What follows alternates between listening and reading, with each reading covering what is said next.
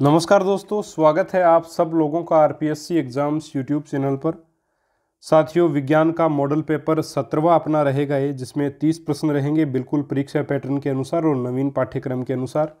साथियों, चैनल को सब्सक्राइब करना है या नहीं, ये टेस्ट देने के बाद डिसाइड कीजिएगा आप लोग। चलिए शुरू कर लेते हैं बिना समय गवाए। पहला आपका प्रश्न है, ई कोलोई तथा लैक्टोबैसिलस है प्रोकैरियोटिक बहुकोशिकीय, यूकैरियोटिक एककोशिकीय, प्रोकैरियोटिक एककोशिकीय या यूकैरियोटिक बहुकोशिकीय। तो देखिए, ई कोलोई तथा लैक्टोबैसिलस जो है वो प्रोकैरियोटिक एककोशिकीय जीव होता है। तो ऑप्शन नंबर 3 जो है वो यहाँ पे आपका सही उत्तर साथियों रहेगा। ये जीवाणु है आपके प्रोकैरियोटिक एककोशिकीय। ठीक है, प्रोकैरियोटिक क्या होते हैं? ऐसे जीव जिनके कोशिका में एक प्रकार से केंद्रक जो है वो साथियों नहीं, एक प्रकार से केंद्रक के बाहर केंद्रक झिल्ली जो वो नहीं पाई जाती, उनको प्रोकैरियोटिक बोलते हैं। और जिनके केंद्रक के बाहर केंद्रक झिल्ली होती है उनको यूकैरियोट्स बोलते हैं, और जिनके झिल्ली नहीं होती है केंद्रक के बाहर उनको प्रोकैरियोट्स बोलते हैं। ठीक है, और ये एक कोशिकीय होते हैं। ऑप्शन नंबर 3 यहाँ पे आपका सही आंसर रहेगा। तो ई कोलोई और लैक्टोबैसिलस एक कोशिकीय हैं और प्रोकैरियोटिक हैं। ठीक है, चलिए आगे बढ़ते हैं। अगला आपका प्रश्न कि डीपीटी का टीका किस रोग से बचाता है? डिप्थीरिया, पर्टुसिस, टिटनेस या इन सभी से? तो डीपीटी यानी डिप्थीरिया, पर्टुसिस, और पर्टुसिस साथियों होती है काली खांसी। काली जो खांसी है उसको पर्टुसिस कहा जाता है, और टिटनेस, इन तीनों में डीपीटी का टीका लगता है। तो ऑप्शन नंबर 4 यहाँ पे आपका सही आंसर रहेगा। चलिए अगला आपका प्रश्न है कि मौसल पादपों का श्वसन गुणांक कितना होता है? तो मौसल पादपों का जो श्वसन गुणांक होगा वो आपका कितना होगा साथियों? वो आपका होगा 0। ऑप्शन नंबर 2 यहाँ पे आपका सही आंसर रहेगा। अगर पूछ लिया जाए कार्बोहाइड्रेट के लिए कितना होता है, तो कार्बोहाइड्रेट के लिए 1 होता है श्वसन गुणांक, और अवायवीय श्वसन के लिए अगर पूछा जाए, अवायवीय श्वसन के लिए साथियों कितना होता है आपका? अवायवीय श्वसन के लिए होगा अनंत। ठीक है, तो ऑप्शन नंबर 2 यहाँ पे आपका सही आंसर रहेगा। और ये श्वसन गुणांक क्या होता है बहुत डिटेल से सारी चीज़ें पढ़ाई हुई हैं, आप वीडियोस में देख लीजिएगा। चलिए चौथा आपका प्रश्न है कि कोशिका में वसा का संश्लेषण कहाँ होता है? माइटोकॉन्ड्रिया में, राइबोसोम में, गोल्जिकाए में या चिकनी अंतःद्रव्यी जालिका पर? तो देखिए, कोशिका में वसा का संश्लेषण जो है वो चिकनी अंतःपर्दवी जालिका पर होता है। तो ऑप्शन नंबर 4 निश्चित रूप से यहाँ पे आपका सही आंसर जो है वो रहेगा। ऑप्शन नंबर 4 इसका उत्तर साथियों रहेगा। जबकि जो खुरदरी अंतःद्रव्यी जालिका उसके ऊपर राइबोसोम पाए जाते हैं। तो ऑप्शन नंबर 4 यहाँ पे आपका सही उत्तर रहेगा। अगला आपका प्रश्न है कि निम्न में से अचल संधि नहीं है? वक्स की संधियां, कोर संधि या विसर्पी संधि? ऑप्शन है आपके सामने 1 व 3, 2 व 3, 1 व 2 और 1, 2, 3 तीनों। अचल संधि नहीं है यानी कि जो अचल संधि नहीं हो वो आपको बताना है यहाँ पे। तो साथियों कौन सी होगी? ऑप्शन नंबर 2 जो है वो आपका सही रहेगा। 2 व 3 विसर्पी संधि और कोर संधि ये आपकी क्या होंगी? आपकी ये साथियों अचल संधि नहीं होंगी, है ना, यानी कि ये चल संधि होंगी आपकी। तो अचल संधि नहीं है वो पूछा है। तो 2 व 3 यानी ऑप्शन नंबर बी यहाँ पे सही उत्तर होगा आपका। और कोर संधि क्या होती है साथियों? देखिए, कोर संधि कोहनी व घुटने की संधि होती है, और विसर्पी संधि जो है वो क्या होती है? कलाई से कोहनी, जैसे रेडियस अल्ना वाली है, टिबिया फिबुला वाली है, घुटने से लेकर टखने तक की, ये आपकी विसर्पी संधि के अंतर्गत आती हैं। बाकी वक्स की संधियाँ जो है वो अचल संधि होती हैं। अचल संधि नहीं है वो पूछा है, इसलिए ऑप्शन नंबर बी जो है यहाँ पे आपका सही उत्तर साथियों रहेगा। चलिए आगे बढ़ते हैं। अगला आपका प्रश्न है, विदलन से अर्थ है युग्मनज में बार बार समसूत्री विभाजन, युग्मनज में बार बार अर्धसूत्री विभाजन, तीसरा युग्मनज में बार बार अर्धसूत्री विभाजन, और युग्मनज में नहीं, युग्मक में बार बार समसूत्री विभाजन। तो कौन सा होगा साथियों इसका अर्थ विदलन का? विदलन का अर्थ होता है साथियों युग्मनज में बार बार समसूत्री विभाजन। तो ऑप्शन नंबर 1 इसका सही आंसर आपका रहेगा। चलिए आगे बढ़ते हैं। अगला आपका प्रश्न कि सौरमंडल का ऐसा कौन सा ग्रह है जो पानी पर भी तैर सकता है? तो इसका आंसर क्या रहेगा? बृहस्पति होगा, शनि होगा, अरुण होगा या वरुण होगा? तो इसका आंसर रहेगा साथियों शनि ग्रह। शनि ग्रह जो वो बिल्कुल इतना हल्का होता है, एक प्रकार से जितना पानी को घेरता है ना, उस हिसाब से शनि ग्रह जो वो पानी के ऊपर साथियों तैर सकता है। तो ऑप्शन नंबर 2 इसका सही आंसर रहेगा। अगला आपका प्रश्न, निम्नलिखित में से किस ग्रह के प्राकृतिक उपग्रह नहीं हैं? मंगल, पृथ्वी, बृहस्पति या शुक्र? तो देखिए साथियों, मंगल के भी हैं, पृथ्वी का एक ही उपग्रह है प्राकृतिक उपग्रह, वो है चंद्रमा, और बृहस्पति के भी काफ़ी सारे उपग्रह हैं। तो यहाँ पे आपका आंसर क्या रहेगा, ऑप्शन नंबर 4। बुध और शुक्र ग्रह दो ऐसे ग्रह हैं जिनका कोई भी साथियों उपग्रह नहीं है, तो ऑप्शन नंबर 4 इस प्रश्न का आंसर होगा। अगला आपका प्रश्न कि बैलों के वीर्य को सुरक्षित रखने के लिए किस गैस का उपयोग किया जाता है। बैलों के वीर्य को सुरक्षित रखने के लिए किस गैस का उपयोग करते हैं, ये आपका साथियों प्रश्न है। तो यहाँ पे आपका आंसर क्या रहेगा, देखिए द्रव नाइट्रोजन में करते हैं या द्रव हाइड्रोजन में करते हैं या आपके CO2 में करते हैं, या ऑप्शन नंबर 4 द्रव ऑक्सीजन तथा द्रव हीलियम में। तो किस में साथियों इसका करते हैं, ये आपको बताना है कमेंट करके। तो यह इसका आंसर जो रहेगा साथियों वो आपका रहेगा द्रव नाइट्रोजन, है ना। ऑप्शन नंबर 1 सही रहेगा इसका। और अगला आपका प्रश्न है, समुद्र की तलहटी में भारी मात्रा में जमा ईंधन क्या कहलाता है। साथियों, समुद्र में जो जमा ईंधन है, एक प्रकार से तलहटी में भारी मात्रा में जमा ईंधन है, वो क्या कहलाता है, ये आपका प्रश्न है। क्लेथरेट कहलाता है, यूरेनियम कहलाता है, थोरियम कहलाता है, या सेलुलोज कहलाता है। तो सही आंसर क्या रहेगा, क्लेथरेट कहलाएगा। ऑप्शन नंबर 1 इसका आंसर साथियों आपका रहेगा। चलिए प्यारे साथियों आगे बढ़ लेते हैं। अगला आपका प्रश्न है कि पृथ्वी द्वारा वस्तु पर लगने वाला बल होता है एक वस्तु के द्रव्यमान के बराबर, दो वस्तु के आयतन के बराबर, वस्तु की आकृति के बराबर, या वस्तु के भार के बराबर। तो जो लगने वाला जो बल होता है वो वस्तु के भार के बराबर हमेशा होता है ना। तो जितना बल लगेगा वस्तु में उतना ही भार होता है, ठीक है साथियों। इसलिए ऑप्शन नंबर 4 यहाँ पे आपका सही उत्तर रहेगा। 12वां प्रश्न कि एक लिफ्ट का द्रव्यमान 100 किलोग्राम है, यदि वह स्वतंत्रता पूर्वक नीचे की ओर गिर रही है तो उसमें खड़े 100 किलोग्राम के आदमी का भार लगभग कितना होगा। अब देखिए साथियों, उस आदमी का भार कितना है, 100 kg है। और अपन जानते हैं साथियों, जो बल होता है वही आपका क्या होता है, भार होता है। भार और बल एक ही होता है। तो बल यानी F बराबर क्या होता है आपका mg होता है। भाई जी क्यों आया, ma होता है। जी इसलिए है क्योंकि गुरुत्वीय त्वरण नीचे की तरफ गिर रहा है तो ये कार्य करेगा।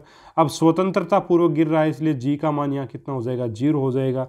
अब जब जी का मान 0 होगा तो m यानी कि द्रव्यमान चाहे 100 हो चाहे कितना भी हो, 0 से मल्टीप्लाई करेंगे तो बल का मान कितना आया, 0 आया। आपका बल का मान कितना आ जाएगा साथियों, 0 आ जाएगा। और बल का मान 0 है यानी कि भार भी क्या होगा, 0। भार और बल एक ही बात है, तो भार और बल दोनों 0 आ जाएंगे। तो ऑप्शन यहाँ पे आपका आंसर रहेगा वो सही, वो रहेगा भार 0 होगा। ऑप्शन नंबर 4 इसका साथियों सही उत्तर होगा। अगला आपका प्रश्न, सूर्य से पृथ्वी तक प्रकाश ऊर्जा निम्न में से किस विधि द्वारा पहुंचती है, संवहन, चालन, विकिरण, या उक्त में से कोई नहीं।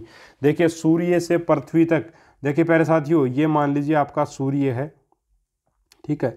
इस सूर्य से ऊर्जा जो वो अपनी पृथ्वी तक किस रूप में पहुंचती है, तो निश्चित रूप से आप सब लोग जानते हो कि सूर्य से जो प्रकाश ऊर्जा है वो विकिरणों के माध्यम से आती है, क्योंकि यहाँ जो है वो क्या पाया जाता है साथियों, निर्वात होता है। निर्वात में जो प्रकाश या ऊर्जा, निर्वात में कोई भी जो ऊर्जा है या ऊष्मा है वो विकिरण विधि से चलती है साथियों, है ना। विकिरण विधि के माध्यम से आगे बढ़ती है निर्वात में। तो ये पृथ्वी के बाहर वायुमंडल तक जो वो निर्वात ही है आपका, एक बिल्कुल सूर्य से लेकर के यहाँ तक। तो इस निर्वात में कैसे चलेगी, ये विकिरण ऊर्जा के रूप में चलती है। तो ऑप्शन नंबर 3 इसका साथियों सही आंसर आपका बिल्कुल करेक्ट उत्तर इसका रहेगा। अगला आपका प्रश्न, स्टेथोस्कोप ध्वनि के किस सिद्धांत पर कार्य करता है, अपवर्तन पर, परावर्तन पर, अवशोषण पर, या विवर्तन पर। बताइए साथियों इसका आंसर क्या होगा। स्टेथोस्कोप जो है वो साथियों कौन से सिद्धांत पर कार्य करेगा, वो करता है ध्वनि के परावर्तन पर, यानी ऑप्शन नंबर 2 सही आंसर इसका रहेगा। ध्वनि के परावर्तन पर यह कार्य करेगा, ठीक है, स्टेथोस्कोप। अगला आपका प्रश्न है कि एक बंदूक से दागी गई गोली 500 मीटर प्रति सेकंड के वेग से निकलती है, यदि गोली का द्रव्यमान 100 ग्राम है तो इसकी गतिज ऊर्जा जो है वो ज्ञात अपने को करनी है। गतिज ऊर्जा कितनी अपने पास निकल के आएगी ये आपको बताना है, ठीक है साथियों। एक बंदूक से दागी गई गोली है जो उसको 500 मीटर प्रति सेकंड के वेग से, तो यहाँ पे v का मान दे रखा है, वो दे रखा है 500 मीटर प्रति सेकंड आपका दे रखा है। गोली का द्रव्यमान m बराबर दे रखा है 100 ग्राम, ठीक है। और आपका आगे इसकी गतिज ऊर्जा क्या होती है साथियों, आपकी ई की अपन लिख सकते हैं काइनेटिक एनर्जी, वो होती है 1/2 mv²। अब यहाँ पे m जो है वो आपका किलोग्राम में होना चाहिए साथियों, है ना, ग्राम में नहीं, किलोग्राम में लिखेंगे अपन अब, ठीक है।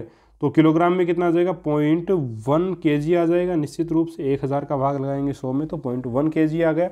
तो क्या आ जाएगा, 1/2 0.1 इंटू 500 इंटू आपका 500, क्यों, क्योंकि 2 बार v² इसलिए हो जाएगा ना। तो 5 25 और 4 0 आ गए तो एक ये यहाँ से कैंसिल हो गए, 3 हो जाएगा और 2 से भाग देंगे तो 12,500 आएगा, सॉरी है ना, 12,500 आ जाएगा। अब 12,500 क्या आ जाएगा, जूल आ जाएगा। और किलो जूल में पूछा तो 12.5 किलो जूल आपका आ जाएगा। तो आंसर क्या रहेगा, ऑप्शन नंबर 3 रहेगा। काइनेटिक एनर्जी आपकी आ जाएगी, गतिज ऊर्जा, वो 12.5 किलो जूल यहाँ पे आपकी काइनेटिक एनर्जी हो जाएगी। उम्मीद है बहुत आराम से इसको आप समझ गए होंगे। चलिए आगे बढ़ लेते हैं। अगला आपका प्रश्न, मूलानुपाती सूत्र की परिभाषा है। एक वह सूत्र जो पदार्थ में उपस्थित परमाणुओं की संख्या को बतलाता है। दूसरा वह सूत्र जो पदार्थ में उपस्थित परमाणु की संख्या के अनुपात को बताता है। 3 वह सूत्र जो पदार्थ में उपस्थित परमाणुओं की संख्या के सरल अनुपात को दर्शाता है। और चौथा है उपरोक्त में से कोई नहीं। तो प्यारे साथियों, यहाँ पे आपका आंसर क्या रहेगा, मूलानुपाती सूत्र साथियों क्या होता है, आपका वह सूत्र जो पदार्थ में उपस्थित परमाणुओं की संख्या के सरल अनुपात को दर्शाता है। ऑप्शन नंबर 3 इसका साथियों सही आंसर आपका रहेगा। चलिए आगे बढ़ लेते हैं। 17वां आपका प्रश्न है कि ऑक्सीजन के किस ऑक्साइड का उपयोग औषधि और मरहम बनाने में किया जाता है। तो साथियों सिलिकॉन ऑक्साइड का करते हैं, जिंक का करते हैं, या आयरन ऑक्साइड का करते हैं, कैल्शियम ऑक्साइड का। तो औषधि और मरहम के रूप में साथियों जिंक ऑक्साइड ZnO का उपयोग जो वो किया जाता है। ठीक है, ZnO का उपयोग किया जाता है। तो ऑप्शन नंबर 2 यहाँ पे आपका करेक्ट उत्तर साथियों इसका रहेगा। चलिए आगे बढ़ लेते हैं। अगला आपका प्रश्न कि निम्न में से एक असत्य कथन है। एक, कार्बन मोनोऑक्साइड एक गंधहीन गैस है। दूसरा, कार्बन डाइऑक्साइड की प्रकृति विषैली नहीं होती है। तीसरा है, कार्बन सब ऑक्साइड वायु की उपस्थिति में पीली ज्वाला के साथ जलती है। और चौथा ऑप्शन है, कार्बन मोनोऑक्साइड ज्वलनशील गैस है परंतु जलने में सहायक नहीं है।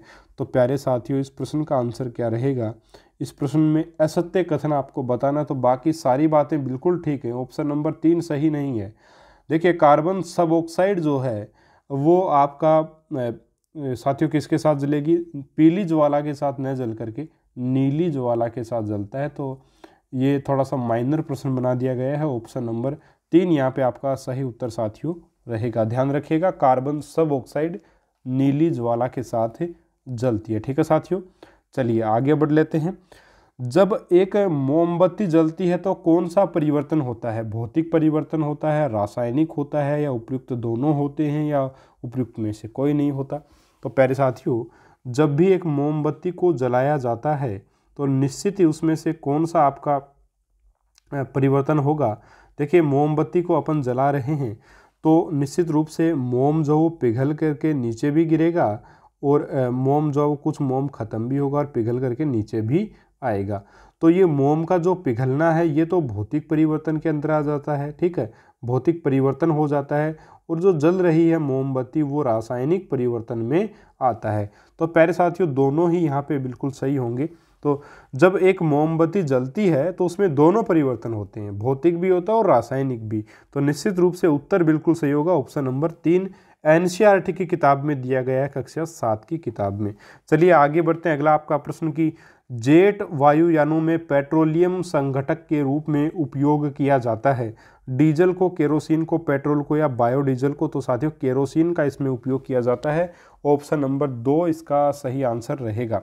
ठीक है, चलिए आगे बढ़ते हैं।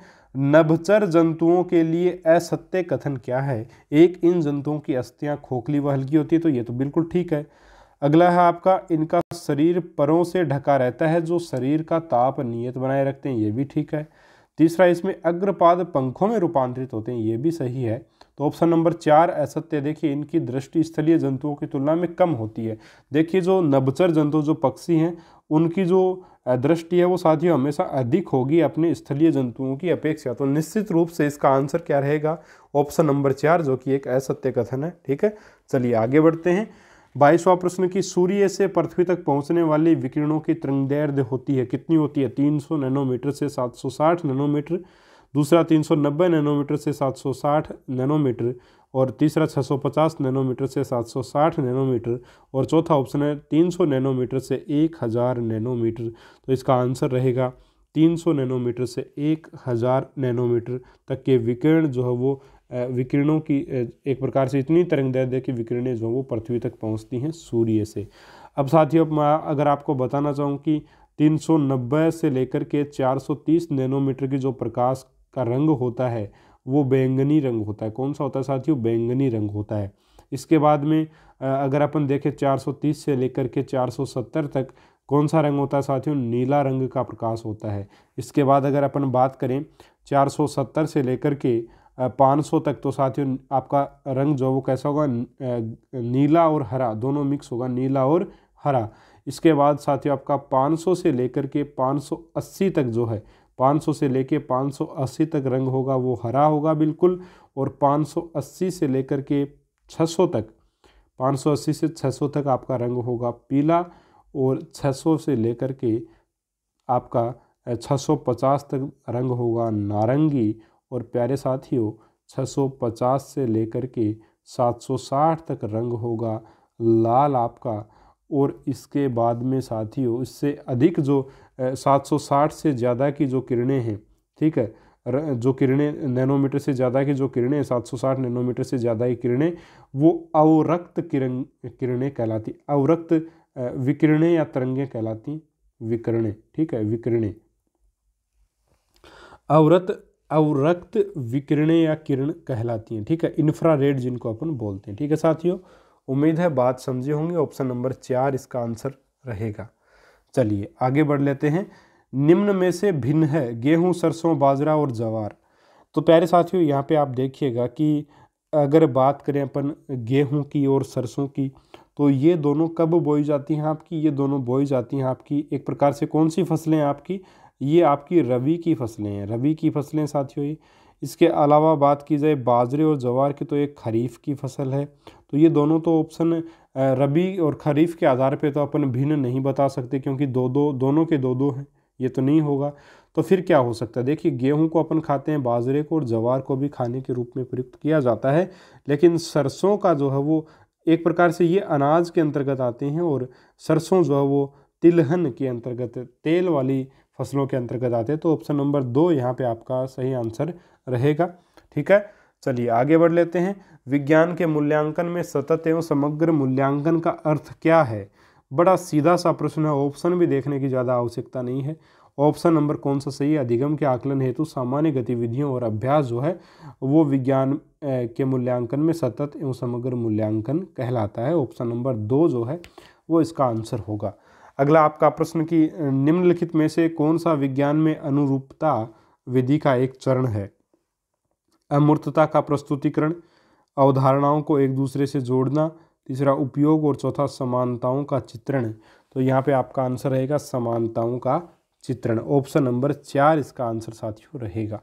अगला आपका प्रश्न कि विज्ञान पाठ्यक्रम की प्रक्रियात्मक वैधता के मानदंड की अपेक्षा है कि एक विज्ञान को मूल्यों से मुक्त, सामाजिक सरोकारों से अप्रभावित विषय के रूप में प्रस्तुत किया जाना चाहिए। दूसरा, विज्ञान को एक ऐसे विषय के रूप में पढ़ाया जाना चाहिए जिसकी अनूठी विशिष्टताएं हों। तीसरा, शिक्षार्थियों को विभिन्न प्राकृतिक प्रक्रियाओं से सुपरिचित कराया जाना चाहिए। और चौथा ऑप्शन है, शिक्षार्थियों को ऐसी प्रक्रियाओं में व्यस्त रखना चाहिए जो वैज्ञानिक सोच को पैदा करने की दिशा में ले जाती हैं। तो यहाँ पे निश्चित ही आंसर नंबर 4 सही होगा। वैज्ञानिक सोच की तरफ लेकर के जाने की बात है, तो आपकी विज्ञान पाठ्यक्रम की प्रक्रियात्मक वैधता के मानदंड के लिए ऑप्शन नंबर 4 ही सही उत्तर रहेगा। 27वां प्रश्न, विज्ञान में व्यवहारिक या प्रयोगात्मक गतिविधियां संचालित करने का उद्देश्य निम्नलिखित में से कौन सा नहीं है? एक, वे विज्ञान के विचारों की समझ बढ़ाते हैं। दूसरा, वे उस अंक या ग्रेड पाने, उच्च अंक है ना, ये उच्च अंक है साथियों, उच्च अंक या ग्रेड पाने में सहायक हों। तीसरा, वे समस्या समाधान का अवसर प्रदान करें। चौथा, वे हस्त कौशल युक्त कौशलों के विकास में सहायक हों। ठीक है, तो उद्देश्य कौन सा नहीं है किसके लिए? प्रयोगात्मक या व्यवहारिक गतिविधियां संचालित करने का उद्देश्य निम्नलिखित में से कौन सा नहीं है साथियों? तो वो आपका जो लक्ष्य नहीं है वो आपका होगा वे उच्च अंक या ग्रेड पाने में सहायक हों।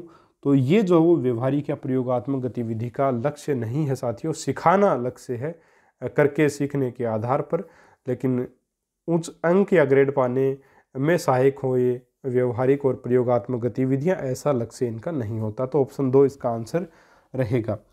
अगला एक आपका प्रश्न कि एक शिक्षक कक्षा 7 के विद्यार्थियों से निम्नलिखित प्रश्न पूछता है। प्रश्न क्या है? एक फ्रिज से बर्फ के 2 समान घनाभ निकाल लिए जाते हैं, उनमें से एक को चूर्णित यानी कि क्रिस्टलिंग मतलब उसके क्रिस्टल तोड़ दिए जाते हैं, एक के चूर्णित किया जाता है और दूसरे को ऐसा ही छोड़ दिया जाता है। यह देखा गया है कि चूर्णित बर्फ जल्दी पिघल जाती है, इसका क्या कारण हो सकता है? इस प्रश्न द्वारा किस प्रक्रियात्मक कौशल को बढ़ावा मिलता है? देखिए ऑप्शन ए का परीक्षण प्रयोगात्मक, तीसरा परिकल्पना करना और चौथा है चरों का नियंत्रण। तो एक प्रकार से इस प्रश्न द्वारा किस प्रक्रियात्मक कौशल को बढ़ावा मिलता है साथियों? तो बड़ा सीधा सा परीक्षण मिलेगा। परीक्षण क्या होता है? जो बिल्कुल आपके सामने हो, प्रत्यक्ष रूप से हो, वही परीक्षणात्मक कौशल होता है आपका। तो इसी को बढ़ावा मिलेगा, तो ऑप्शन एक ही सही आंसर होगा यहाँ पर। अगला आपका प्रश्न, निम्नलिखित कथनों में से कौन सा विज्ञान और तकनीकी के संबंधों का वर्णन करता है? एक, विज्ञान की तुलना में तकनीकी अधिक सृजनात्मक प्रक्रिया है। 2, विज्ञान एक व्यापक प्रयास है जबकि तकनीकी उद्देश्योन्मुख और प्रायः स्थान विनिर्दिष्ट होती है। तीसरा, विज्ञान एक प्राचीन उद्यम है परंतु तकनीकी उसकी अपेक्षा नवीन है। चौथा ऑप्शन, विज्ञान और तकनीकी स्वतंत्र रूप से और परस्पर अलग अलग बढ़ते हैं। तो यहाँ पे आपका आंसर क्या रहेगा साथियों? यहाँ पे आपका आंसर रहेगा विज्ञान एक व्यापक प्रयास है जबकि तकनीकी उद्देश्योन्मुख और प्रायः स्थान विनिर्दिष्ट होती है। तो ऑप्शन 2 इसका आंसर रहेगा। अगला आपका प्रश्न कि उपचारात्मक शिक्षण सहायक है पाठ की पुनरावृत्ति के लिए, खेल मार्ग विधि द्वारा शिक्षण के लिए। तीसरा ऑप्शन, कमजोर छात्रों की सीखने की कठिनाइयों को दूर करने के लिए, या 4, पूरी कक्षा को पढ़ाने के लिए। तो कमजोरियों को दूर करने के लिए होता है उपचारात्मक शिक्षण। कमजोर छात्रों की सीखने की कठिनाइयों का पता तो लगाया जाता है निगमनात्मक शिक्षण से, निगमनात्मक नहीं, आपका एक प्रकार से जिसको अपन बोलते हैं आपका निदानात्मक शिक्षण। निदानात्मक शिक्षण से पता लगाया जाता है और उपचारात्मक शिक्षण से उन कमियों को दूर किया जाता है। तो साथियों ये थे आपके आज के 30 प्रश्न जो कि बिल्कुल आपके नए पाठ्यक्रम के अकॉर्डिंग थे। 30 में से आपके कितने प्रश्न सही हुए हैं साथियों? कमेंट करके ज़रूर से ज़रूर बताएं। और आज का पेपर आपको कैसा लगा यह भी बताएं। अगर पेपर आपको पसंद आया चैनल को सब्सक्राइब जरूर कीजिएगा साथियों, बेल आइकॉन को प्रेस कीजिएगा ताकि आपको हमारे वीडियोज़ की नोटिफिकेशन मिल सके। टेलीग्राम ग्रुप आप हमारा ज्वाइन कर सकते हैं, डिस्क्रिप्शन बॉक्स में आपको लिंक मिल जाएगा। इसके अलावा साथियों अगर आप नोट्स भी लेना चाहें तो नोट्स के लिंक्स भी डिस्क्रिप्शन बॉक्स में हैं, वहाँ से आप नोट्स भी ले सकते हैं। चलिए साथियों, नमस्कार, जय हिंद, जय भारत।